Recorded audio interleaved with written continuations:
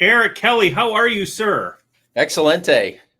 Yeah, I'm embracing change. Oh my gosh, the more things change, the more they stay the same. But there's a lot of unrest. I talking to a friend the other day. I go, it kind of feels like I'm in March of 2020. When we're getting all the COVID information, and it was almost like on a daily basis. You're listening to the news. There's new information, Yeah, and heaven knows there's a lot of unrest in this world. there's also a lot of misinformation. So Way I agree with information, you about that. way. Oh my Yeah, gosh, so much misinformation. I think there's a few things that make change that cause a lot of anxiety and make create fear around change. The first one is preparation or lack thereof. The second one is information.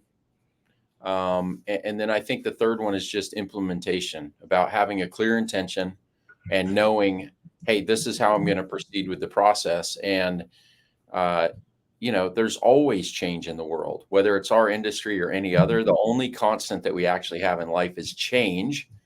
And so if we're staying stagnant, if we're not growing, if we're not adapting, if we're not being resourceful, if we're not continually learning, then we're losing ground. We're falling behind. We're going to become outdated, or we're going to become irrelevant in some capacity or some dimension of what we do. So I think this can be a really positive thing. I think we have to embrace it.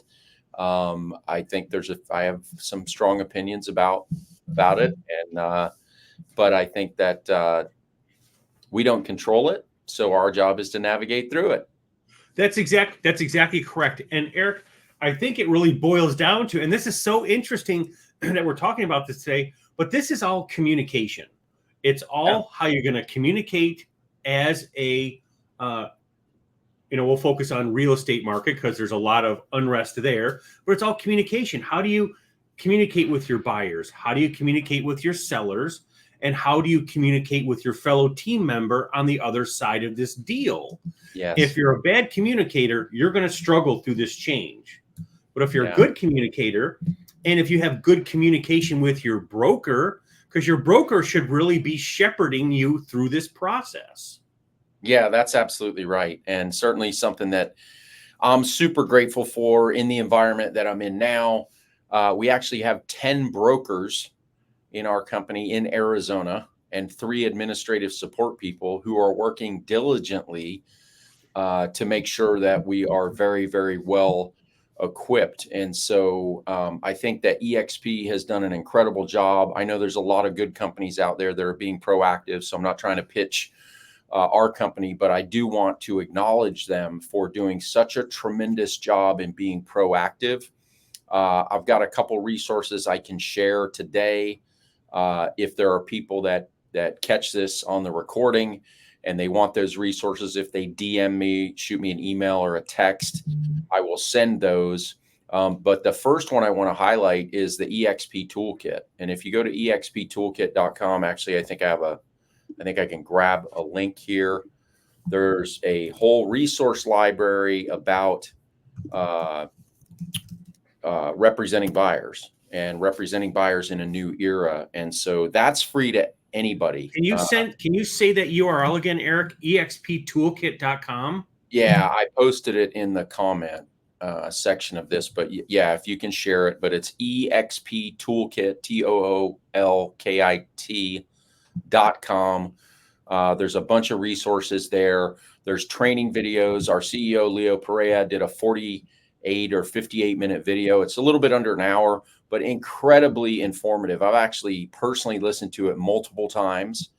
Leo was an agent. He's successfully closed over 4,000 real estate transactions working in an agent capacity in our industry. So he's looking at this from an agent perspective. He understands some adversities that we may face. He understands a lack of clarity that there may be around some things. And he understands the priority that's going to be placed on us as agents to really honor a higher level of fiduciary representation for our clients. And that really comes back, Tommy, to what you said, which is communication and having very clear communication and setting very clear expectations. And so in that resource guide, you'll see a number of those things. You can take the expectation document and you can modify it and you can put your brand on it and you can tweak it, the way that you want to fit your personal needs. But they're resources, they're there to be used.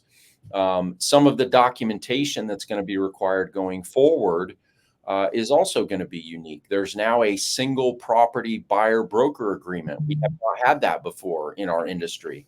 So if you get a sign call and someone wants to see a listing of yours, or if it's an online lead or things like that, there's going to have to be an initial conversation around representation before you go out and put yourself in an agency position with that client. And so that document has been created.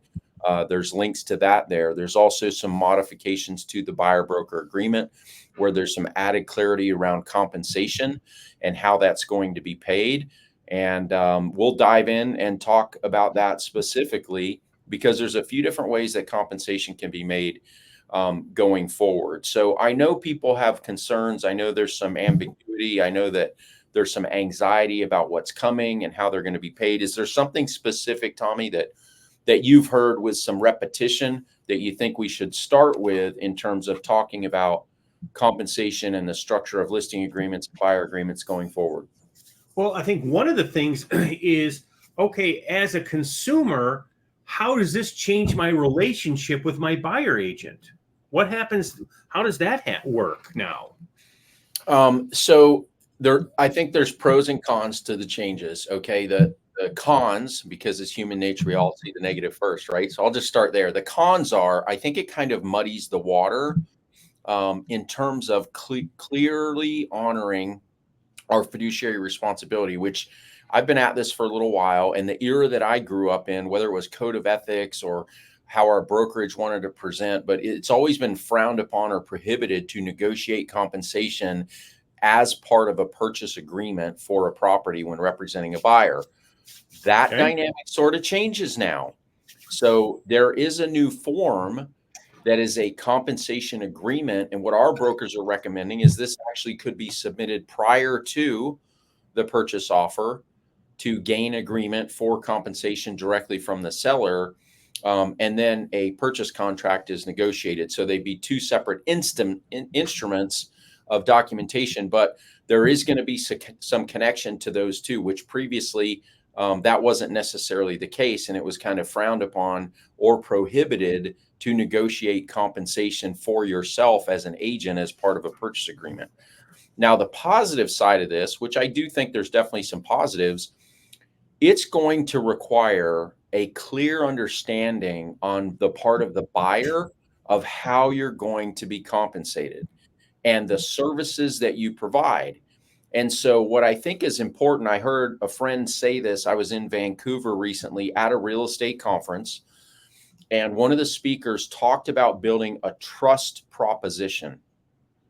And I was like, wow, isn't that a little bit different perspective? Because there's a lot of talk about value proposition, but value is really in the eye of the beholder. And what's valuable to one client is different than what may be valuable to another client. They may have different personal priorities.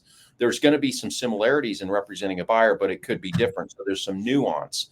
So what I think we do is create a trust proposition, and then we have a value demonstration that comes from our actions over time. And a trust proposition, I think, starts with educating and informing our clients because we're positioning ourselves as the trusted advisor. Then we need to go through expectations. Here's what you can expect of me as your agent. Is there anything that I haven't covered that's of particular importance to you? And then here are my expectations of you as my client. Because as we enter into this buyer broker relationship, this partnership in finding you your new home, there's going to be some expectations both ways. And so the positive side of this is it leads to a very clear conversation about these are the services I provide. This is how I'm going to advocate for you, be wise counsel to you, and be a trusted advisor for you. And then this is how I'm compensated in part of the process. So let's talk about compensation specifically. There's 3 ways that you can now be compensated as a buyer agent. Now, traditionally, there was a co-broke or a buyer broker fee that was offered in most MLSs, I believe, around the country. Yep. And that was a field in the MLS. And so when you looked up a listing that your client was interested in, you went out and showed them that as part of the listing printout that you would have, or the documentation that you'd find online. There was an offer of a certain percentage or a flat fee, or it was always variable. It was always negotiable, but there was some form of compensation that was being offered. That is going away. August 17th is the date, 2024. That's going away. So we're prohibited from having that in the MLS per this NAR settlement. Now, the changes that we're seeing with a lot of the MLSs around the country is that field is now being replaced with a seller concession field. Now, again, check with your broker, check with your state rules and regulations. It's not unilateral, but generally speaking, the majority of the trend seems to be that there's an offer of a seller concession. And then how that seller concession is used would be at the discretion of the buyer, because they're the one, obviously, that's closing on the property. So in the seller concession, that can be used to offset your representation fee as a buyer agent.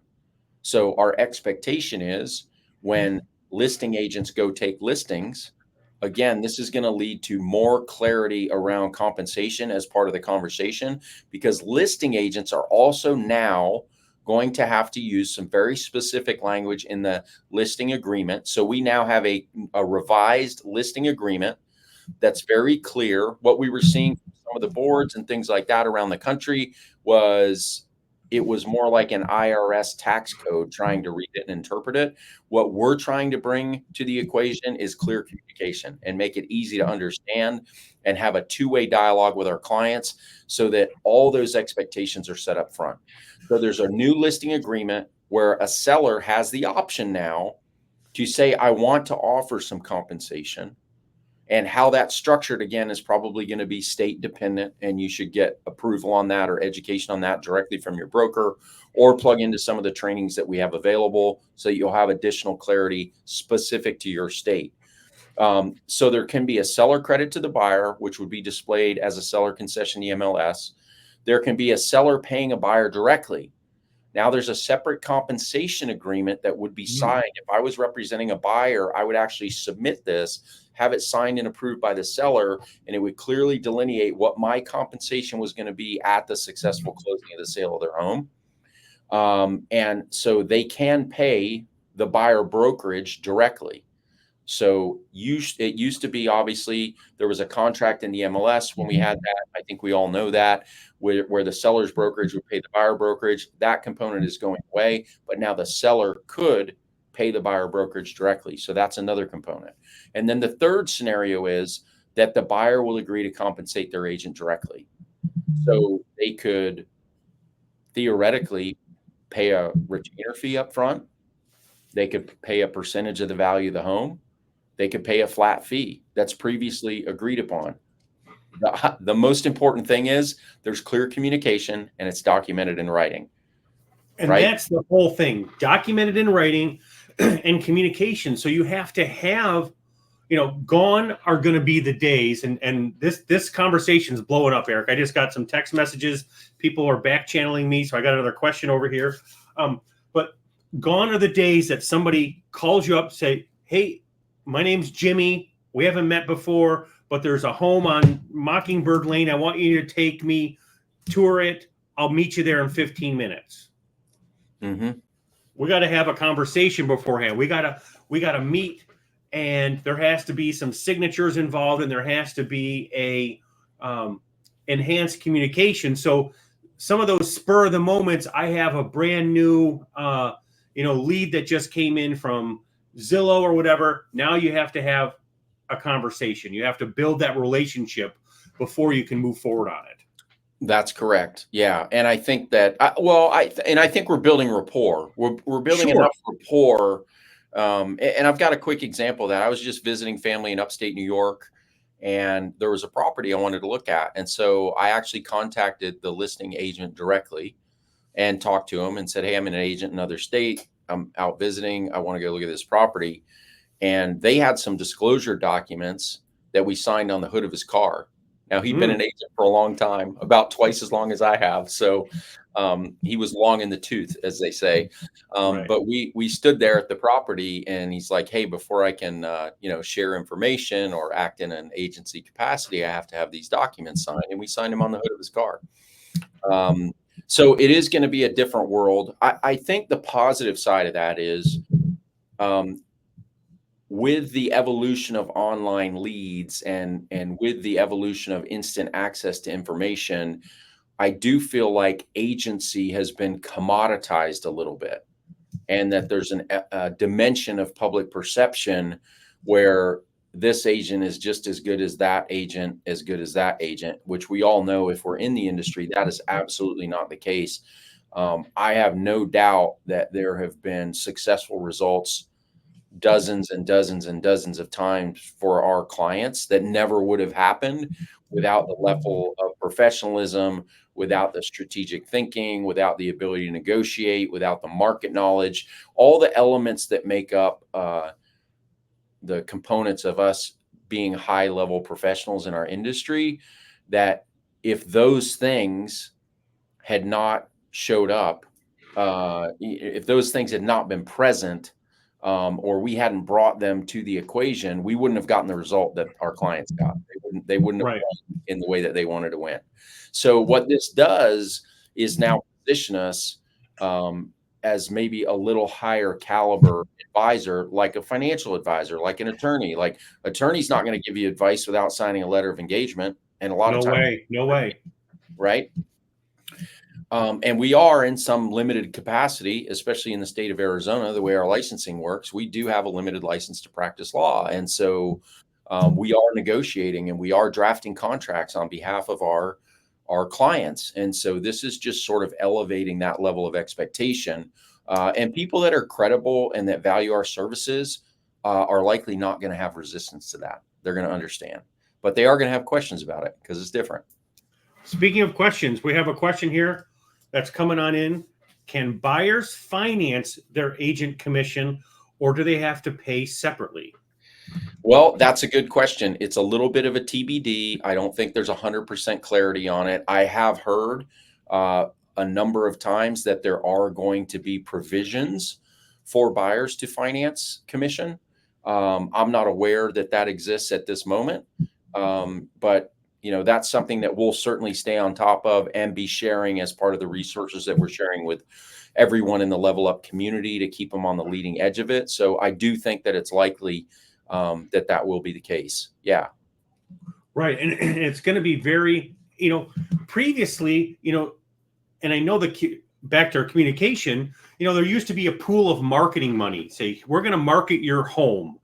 And part of that money is we're going to put some carrots out there, carrots in the form of a buyer, a buyer commission and that. But I know that there's a lot of, we had some miscommunication people didn't understand that was part of the marketing dollars. People didn't understand that was part of it. And now we're having better communication. And I think this is a great, it's a great time, but it's really separating the good communicators from the not so good communicators. I think it is. So I think that some things that'll be important to us as agents, we're going to have to be able to clearly communicate what's been going on. And I think we're going to need to start with that. For years and years, I've used a script when I sat down, particularly with buyers, and I've said, understand that our role is to help educate and inform you so that you're equipped to make empowered decisions. Yes. And it's really just embracing that philosophy. And it's really going to be in terms of communication, asking intelligent questions, asking good questions, asking questions of curiosity where you're genuinely building rapport and deepening a relationship and advancing a trust proposition with your clients so that you're earning the right to represent them.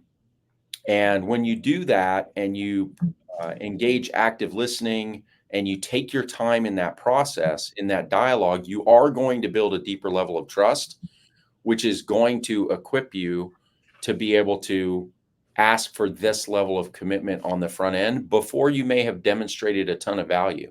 But the reality is, in a 10, 15, 20-minute conversation, you can share a ton of value just by being proactive and professional in the way that you communicate. And boy, the questions keep coming in. I got another one right here. Eric, Great. let's go this one. What happens if we go directly to the listing agent to see the home? Does there have to be a pre-signed agreement in that regard? There doesn't have to be a pre-signed agreement. However, there is going to be some restriction, it's my understanding, around dual agency in that scenario.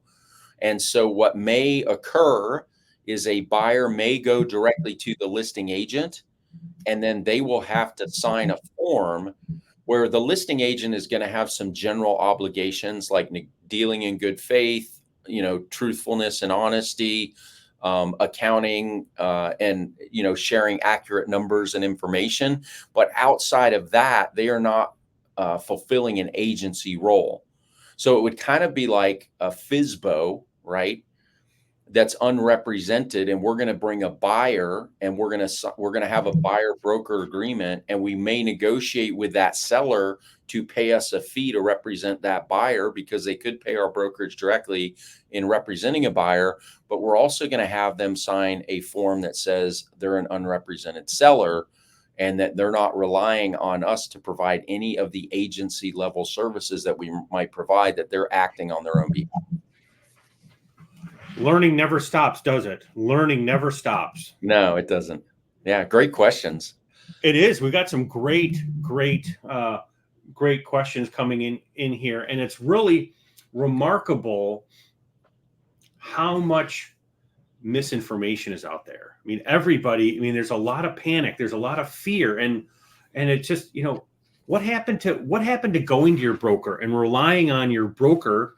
I mean, that's the whole, our broker is kind of the mother hen, and we should be really having a great relationship with them. And I'm not sure why agents are so reluctant to work with their brokers. Well, I think sometimes it's because they're maybe not invested enough in their business, and either they haven't done enough transactions, or they recognize that they may not be as knowledgeable or proficient in some areas as they should, and they don't want to call attention to that. So I think that this is the time to choose to really elevate your game around this, and to niche down your business a little bit more. For people that have been in the industry for a while and they're feeling a little aversion to change, if they went back and they really did a self-assessment on where did their business come from, where did they have the best experiences, what's the profile of clients they represent most often, they would probably be able to delineate some pretty clear elements of that. And so if that's what and that's where you've had past success, I would put your time and energy into that. And the learning curve is not as steep as it seems. It's always daunting when there's something new and people don't want to make mistakes. And I think that most people that are in our industry genuinely have a heart for service. I think there's a few people that are chasing dollars that come in and out of our industry every year. That's why the turnover rate in our industry is almost 90%. And it's freaking hard sometimes. It's a lot. You're dealing with the human condition. You're satisfying people's human emotional needs and providing a professional level of representation and navigating all the hurdles that come with a real estate transaction, which most people don't see. And so part of the good thing about this too is consumers are going to have a little bit more visibility into what we do as professional agents to genuinely bring them value. It's not just showing them homes. It's not just negotiating an offer. There's all these other steps to the process. And this is our opportunity to genuinely educate and inform them on all those things. And that's the component after we build a trust proposition, making it about them, setting expectations, answering their questions up front, getting a clear level of engagement for how we're going to represent them and documenting that, right? That's why we have the agreements. Now we're going to have the opportunity to demonstrate the value proposition that we present to them. So I want to give a couple examples. I referenced some documents earlier. Please Tommy, please do. I'm going to hold these up, and we can we can provide links to these, but this is an expectations document. So the top half is what you can expect from me as your agent. The bottom half is what I expect from you as my client. Okay. Here's an overview of services. If you don't have this, if your brokerage doesn't have it, if you don't have it in your own business, copy this. We can send you a copy of it. You can download it. You can recreate it. But you're going through, this is my representation. This is how a property search works. This is what happens with an offer. This is a due diligence period. Here's how your transaction is going to be managed. This is how compensation works. This is our commitment to fair housing, and this is our relationship and what our expectations. That's what's covered on that document. And then you can see with the buyer broker agreements. And again, there's new listing agreements too, because there have to be provisions for setting expectations with sellers of what do you want to do to market your home. Okay. Do you want to offer compensation for a buyer's agent that could prevent some buyers from seeing your home or making an offer, knowing that they may have to pay out of pocket their buyer representation fee? Do you want to offer that? We've got to have that conversation with sellers now. Do you want to offer a concession at closing, which could be used for that? Do you want to pay directly? Do you want to say when? And again, this is negotiable. So we want to set a benchmark. We want to have a conversation, but it could be negotiable specific to individual offers on a property. So it could be, in the first 3 weeks, I'm willing to do this as a seller. If I get past 3 weeks, I might be a little bit more motivated. I might be willing to offer a little bit bigger incentive. Or if I get a full price offer, I might want to do this. If I end up discounting my price 10%, I don't have as many liquid dollars to leave the table with. I may not want to do that as high. So that's what's going to happen on the listing side. And then here is, as you can see, this is a single property buyer broker agreement that needs to be signed if you get that call in the example that you gave. And then this is a more traditional representation agreement. And these things are going to be essential, and they need to happen up front. This needs to be initial conversation type of stuff so that we are protected, but more importantly, our clients are well informed and they're not going to be swayed by misinformation. There's going to be clarity. And that is the foundation of really building the trust proposition, in my opinion, is having that conversation up front so they know exactly how the process works and what to expect. Oh my gosh, this half an hour flew by, absolutely flew by. And we didn't even crack the tip of the iceberg. I have half a dozen more questions that I didn't even get to. So this is clearly a hot button item. Maybe we need to do a 2.0 next week, but so everybody just needs to take a deep breath, communicate, and thankfully there's going to be answers to these questions. And it's going to be bumpy. Every change has a little bit of bump, but that's why you have seatbelts. That's why you have shock absorbers on your cars. We're going to get through it. You just have to communicate and rely on your broker to help out. Yeah, I think so. And I think, there's no stupid questions really in any environment, but in this in particular, get some absolute clarity. If there's something that you have questions about, get some clarity around it. Reach out. If there are additional questions, we can do some short form videos where we'll respond to those questions. We could do a 2.0 if there's a lot of people that are interested in that. We could even do a live forum where we could do live Q&A if people want to do that. And another thing that I was thinking about this morning actually was maybe we'll just do a live buyer consultation. So if people are excited about that, they can shoot us a message, they can leave comments, they can let us know, and we would just jump on and actually do a live buyer consultation in the new normal that we're headed into here in a few weeks, right? And just try and make it as easy and smooth for everybody to make that transition. So great to see you, Eric Kelly.